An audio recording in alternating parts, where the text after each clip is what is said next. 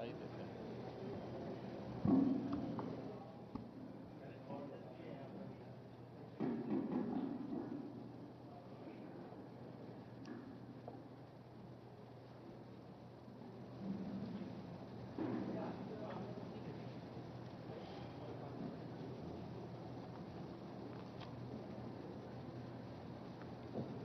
मित्रों, कल हाथरस जनपद के सिकंदराबाद तहसील के गांव में एक दुखद और दर्दनाक घटना अपराह्न में घटित हुई।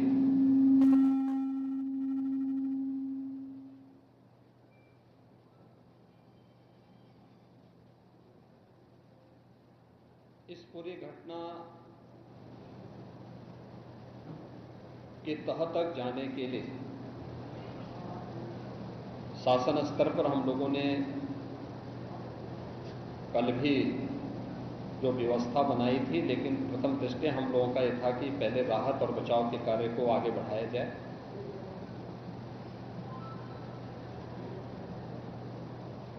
इस पूरी जो अभी हादसा है, इस हादसे में 121 श्रद्धालुओं की मृत्यु हुई, जो उत्तर प्रदेश के साथ साथ हरियाणा, राजस्थान और मध्य प्रदेश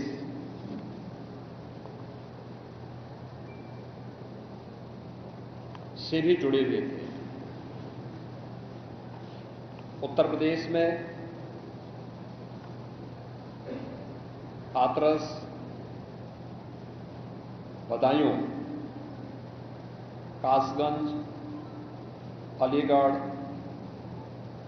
एटा, ललितपुर, शाहजहांपुर, आगरा, फिरोजाबाद, गौतम बुद्ध नगर, मथुरा, औरैया, बुलंदशहर, पीलीभीत, संभल और लखीमपुर खीरी, इन 16 जनपदों के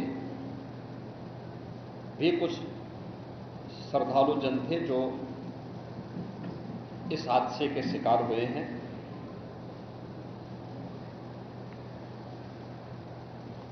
एक 121 में से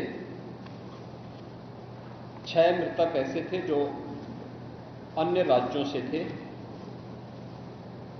जिनमें ग्वालियर मध्य प्रदेश से 1 थे, हरियाणा से 4 थे और राजस्थान से 1 थे।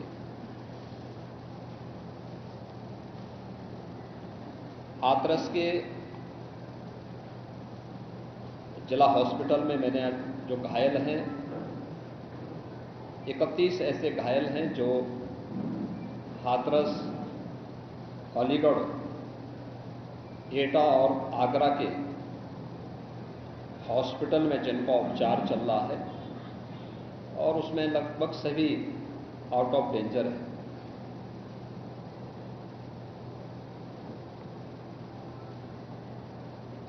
हादसे के बारे में जो वहां के चश्मदीद हैं, जो इस घटना के शिकार हुए थे, गंभीर रूप से घायल हो गए थे, उनमें से ज्यादातर जो लोग हैं जिनसे आज मैंने बातचीत भी किया है, वे सभी इस बात को बोलते हैं कि हादसा कार्यक्रम के उपरांत जब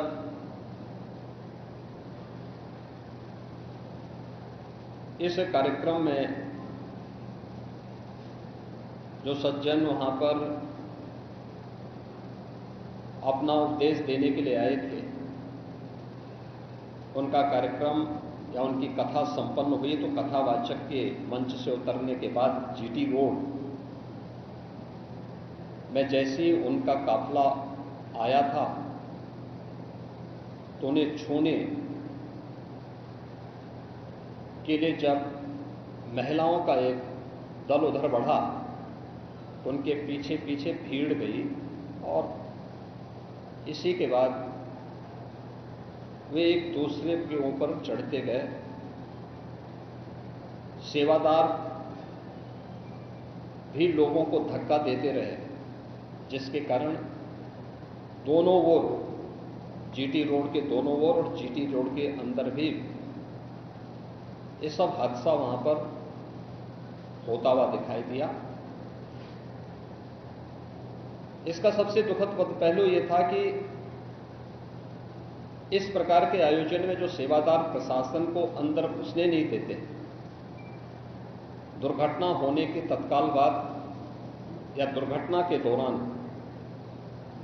प्रारंभिक रूप में इन्होंने पहले वहां पर इस मामले को दबाने का प्रयास किया, लेकिन जब उन्हें प्रशासन ने हॉस्पिटल ले जाने की कार्रवाई प्रारंभ की तो इनमें ज्यादातर सेवादार वहां से भाग गए। इस पूरी घटनाक्रम के लिए हम लोगों ने एडीजी आगरा की अध्यक्षता में एक एसआईटी गठित की है, जिसने अपनी प्रारंभिक रिपोर्ट दी है और इस घटना की तह में जाने के लिए उनसे कहा गया है। बहुत सारे ऐसे पहलू हैं जिन पर जांच होनी बहुत आवश्यक है। अब तक प्रथम दृष्टया जो थी हमारी कार्रवाई ये थी कि राहत और बचाव के कार्य को आगे बढ़ाने के बाद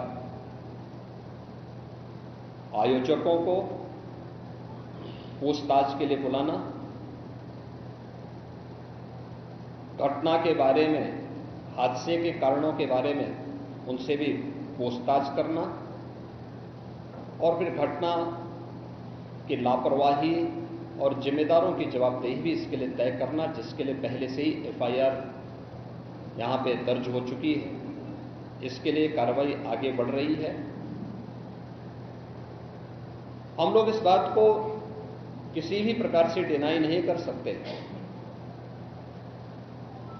कि इस प्रकार की घटना केवल एक हादसा नहीं होता है। अगर हादसा भी है तो उसके पीछे कौन जिम्मेदार है, और अगर वह घटना घटित हुई है तो इसके पीछे हादसा नहीं तो साजिश किसकी है, कौन इसके पीछे है, इन सभी पहलुओं को लेकर के राज्य सरकार ने तय किया है कि हम इसका एक जुडिशियल इंक्वायरी भी करवाएंगे। और जुडिशियल इंक्वायरी हाईकोर्ट के एक रिटायर्ड जज की अध्यक्षता में होगी, जिसमें प्रशासन और पुलिस के भी रिटायर्ड सीनियर अधिकारियों को रख करके इस पूरी घटना की तह में जाकर के जो भी इसके लिए दोषी होगा उन्हें इसकी सजा देना और इस प्रकार की घटना की पुनरावृत्ति न हो, इनके बारे में एक सुझाव और एक एसओपी उनके माध्यम से बनाई जा सके, जिसे आगे इस प्रकार के किसी भी बड़े आयोजन में लागू किया जा सके। यह हम लोग सुनिश्चित करेंगे। और मैंने यहां पर भी हाथरस में भी और सिकंदराराव के घटनास्थल का मैंने दौरा किया, यद्यपि वहां काफी बारिश थी, और वहां जाकर के मैंने एक बार उसको देखने का प्रयास किया है। यद्यपि प्रशासन ने पहले से इसके मैप भी बना के तैयार किए थे, वो भेजे भी थे, लेकिन हादसे के कारणों की प्रारंभिक व्यवस्था देखी जा सके इसको देखने के लिए वहां पर मैं स्वयं गया था। और हमारे 3 मंत्री यहां पर कल से ही कैंप कर रहे थे। मुख्य सचिव और पुलिस महानिदेशक भी यहां पर कल से ही कैंप कर रहे हैं।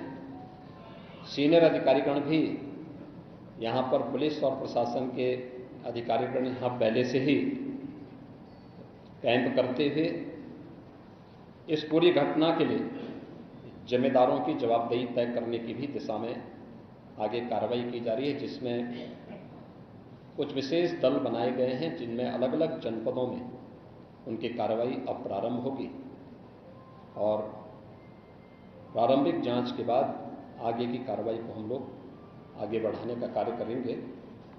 यह यहाँ की घटना के बारे में था और जुडिशल इंक्वायरी के बारे में आज ही इसके नोटिफिकेशन शासन के द्वारा भी जारी हो जाएगी। महाराज जी,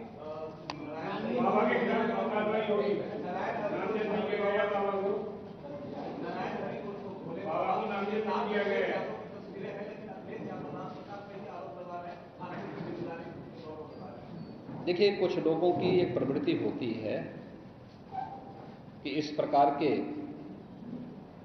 दुखद और दर्दनाक घटनाओं में भी वे राजनीति ढूंढते हैं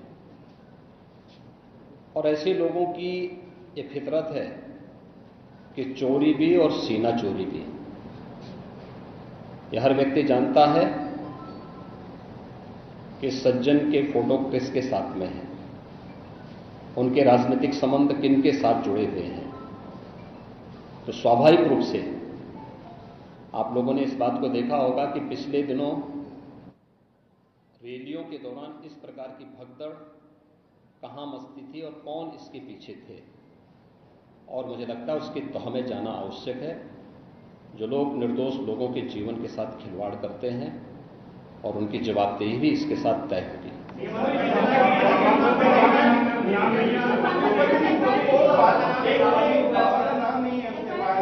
दूसरी चीज आपने कहा कि ऐसे आयोजनों में प्रशासन को घुसने की इजाजत नहीं होती है, तो ऐसा क्यों होता है कि क्या भविष्य में ऐसी चीजें ना हो? देखिए, प्रशासन प्रथम दृष्टया ये मान के चलता है कि धार्मिक आयोजन है, उनके सेवादार इस प्रकार के आयोजनों की जिम्मेदारी अंदर से स्वयं निभाएंगे। और बड़े बड़े आयोजन होते हैं, ऐसा नहीं कि ना होते हो। सावधानीवश वहां पर फोर्स प्रशासन तैनात करता है, लेकिन आउटर रिंग में उनकी फोर्स होती है। अंदर अगर आप देखेंगे तो उनके स्वयंसेवक, सेवादार ही इस पूरे व्यवस्था का संचालन करते हैं, उनकी देखभाल करते हैं। और जहां पे भीड़ अनुशासित होती है, धार्मिक और आध्यात्मिक श्रद्धा भाव के साथ लोग जहां आते हैं, वहां पर भीड़ अनुशासित ही रहती है।